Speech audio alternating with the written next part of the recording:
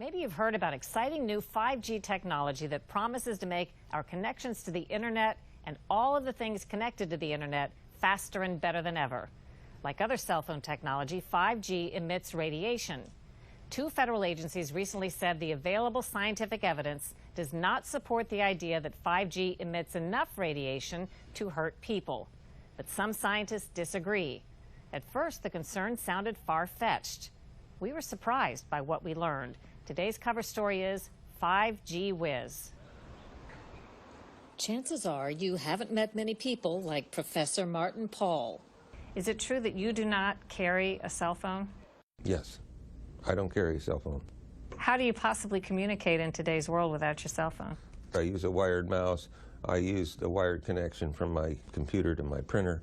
And so everything's wired. And I even have a shield over the screen so that I get less EMS from the screen.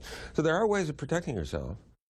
EMF, electric and magnetic fields, are invisible areas of energy or radiation produced by items like electric appliances, computer screens, and cell phone technology. Paul is so worried about the potential for health risks from EMF, he even has special clothes with lots of little metal wires to shield him from the rays. We had no idea when we asked, but yes, he's wearing the fabric right now. Is that a shirt? It's a T-shirt, yeah. Oh.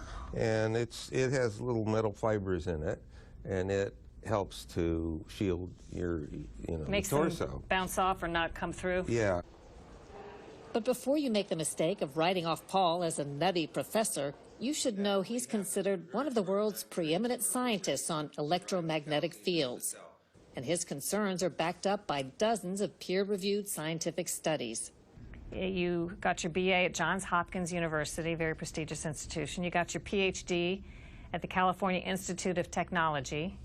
So you're someone who comes to this issue with a great set of credentials and experience. Yes, and my bachelor's degree is in physics, and my PhD is in biochemistry and genetics. So I've got both the life sciences and the physics. It's the way in which these two interact which is crucial for understanding how EMFs impact the cells of our bodies. We'll get to that in a moment. But first, what is 5G?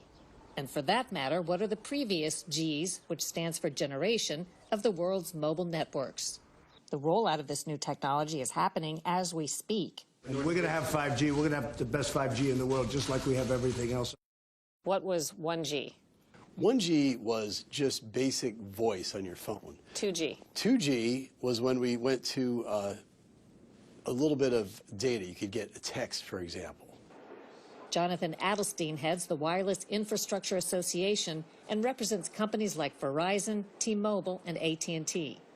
3G? 3G was actual text. You could get the internet on your phone easily. 4G? And 4G, you could stream video. All of a sudden, you had much faster connection, really a broadband connection, not just an internet connection. And what is 5G?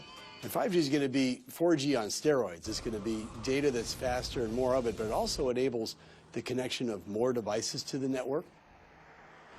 But the same magic that makes 5G bigger, better, and faster poses serious health risks to people, says Paul.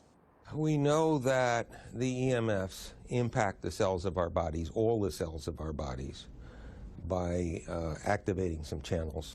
And when they do that, they produce all kinds of effects. And those include neurological, neuropsychiatric effects, they include reproductive effects, they include oxidative stress, which is involved in essentially all chronic diseases.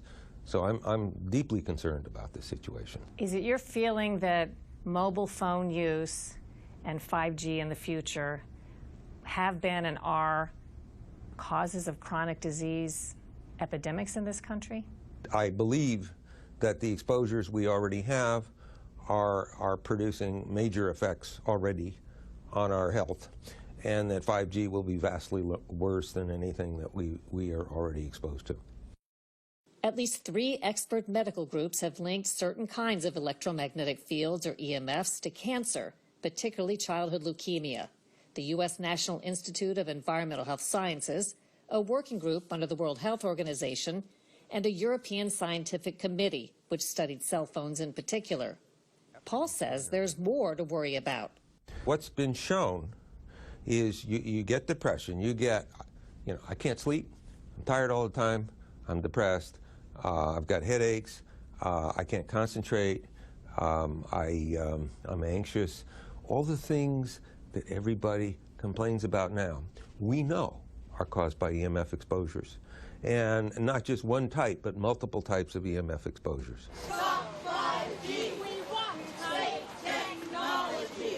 The concerns are shared by citizens and scientists around the world who are campaigning against 5G. A small sidewalk rally last May in Bethesda, Maryland. Hello, Council. And in Sacramento, California last June. These antennas are being installed without our permission, without any warning at all. Many of us do not want to be guinea pigs in this experiment, but we apparently have no say in the matter. Still, U.S. regulators insist there's nothing to fear. After reviewing hundreds of studies, the Food and Drug Administration recently told Congress the current safety limits for cell phone radiation remain acceptable for protecting the public health. At the same time, the FDA did urge the cell phone industry to support new research on cell phone safety.